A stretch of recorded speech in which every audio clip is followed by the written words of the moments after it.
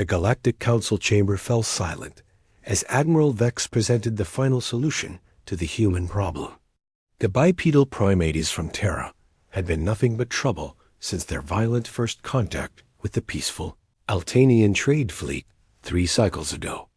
They had destroyed 2 diplomatic vessels, conquered 4 minor systems, and somehow convinced half the galaxy that their barbaric ways were actually liberating oppressed peoples. "The solution is elegant," Vex announced, his 4 arms gesturing toward the holographic display. "We exile them to Kratos 7, a Class 15 Deathworld in the Outer Rim. No species has ever survived there longer than a standard rotation. The planet will eliminate them naturally, and we maintain our reputation as a civilized council." Council members from dozens of species nodded in agreement. The Velani representative, whose crystalline features sparkled with approval, spoke first. "The atmospheric pressure alone should crush their primitive respiratory systems within days. Not to mention the acid rainstorms that occur every few hours," added the Boran delegate, his tentacles writhing with satisfaction. "Their soft skin will dissolve before they can establish any meaningful shelter." But it was Councillor Thane of the Zephyrians who sealed the decision.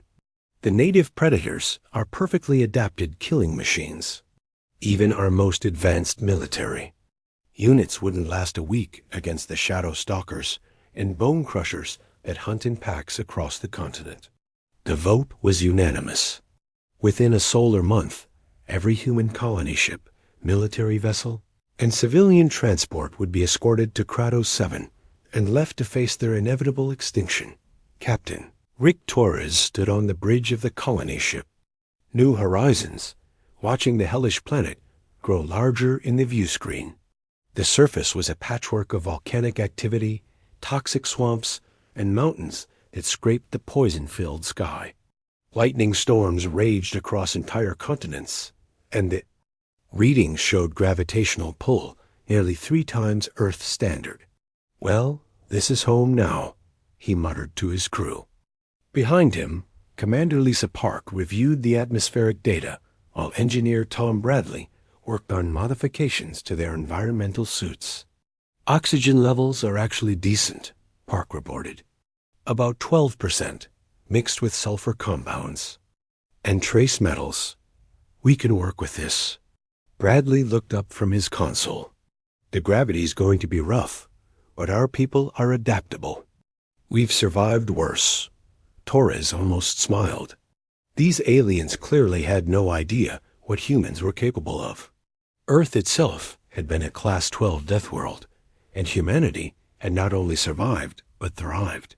Every human child learned about the great predators their ancestors had faced: saber-toothed cats, giant bears, and apex predators that would terrify most galactic species.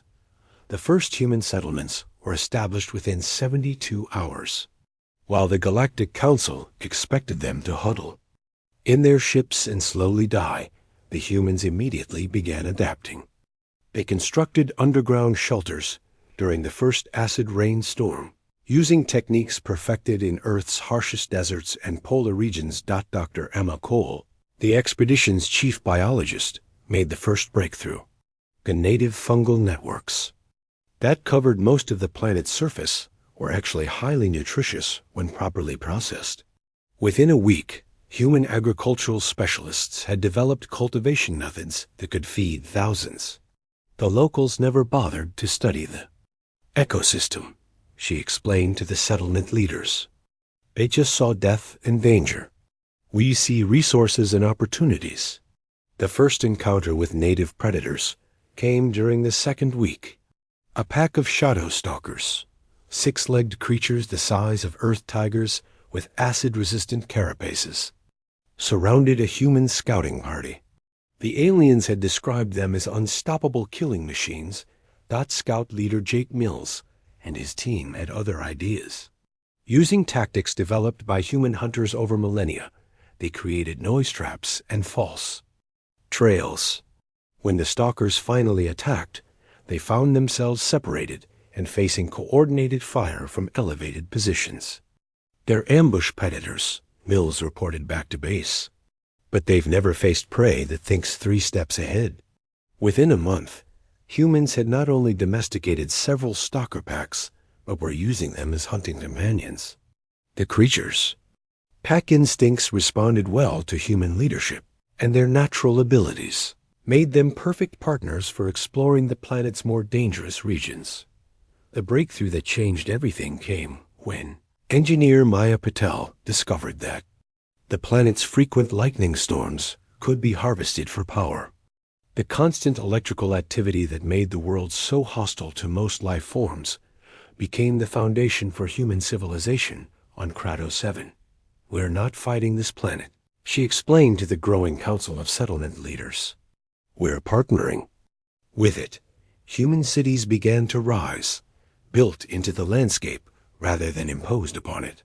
They used the acid rain for industrial processes, the high gravity for advanced manufacturing techniques, and the native predators as both companions and livestock. The toxic atmosphere was gradually terraformed using specially designed plant species that thrived in the harsh conditions. Meanwhile, the Galactic Council waited for news of human extinction. Their monitoring stations detected no distress signals, no evacuation attempts, no signs of the expected mass die-off. After 6 months of silence, they sent a reconnaissance probe to confirm the elimination of the human threat. The probe's data streams left the council chamber in stunned silence. Where they expected to find scattered bones and failed settlements, they discovered thriving cities. Humans had not just survived on Kratos 7. They had made it bloom. The orbital images showed vast agricultural complexes, industrial centers that rivaled anything in council space, and transportation networks that connected settlements across multiple continents.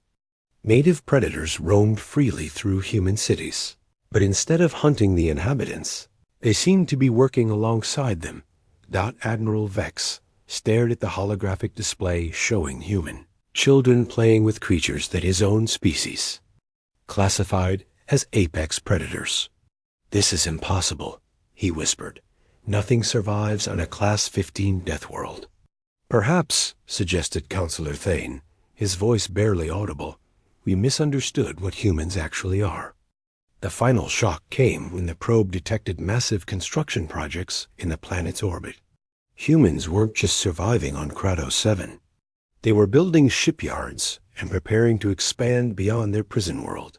6 months later, the first human delegation arrived at the Galactic Council, not as prisoners seeking mercy, but as representatives of a thriving civilization. They brought gifts, medicines derived from native plants, advanced materials forged in the planet's extreme conditions, and food products that could grow in previously uninhabitable worlds. Captain Torres, now governor of the Kratos 7 system, addressed the council with a smile. "We want to thank you for giving us such a perfect new home. We've learned so much from our time there, and we're excited to share our discoveries with the galaxy." The council had tried to eliminate humanity by sending them to a death world. Instead, they had given them exactly what they needed to become an unstoppable force in the galaxy. After all, there was a reason Earth had produced such a stubborn, adaptable species. They had already survived one death world. A second one was just another opportunity to prove that when it came to impossible odds, betting against humanity was always a losing proposition.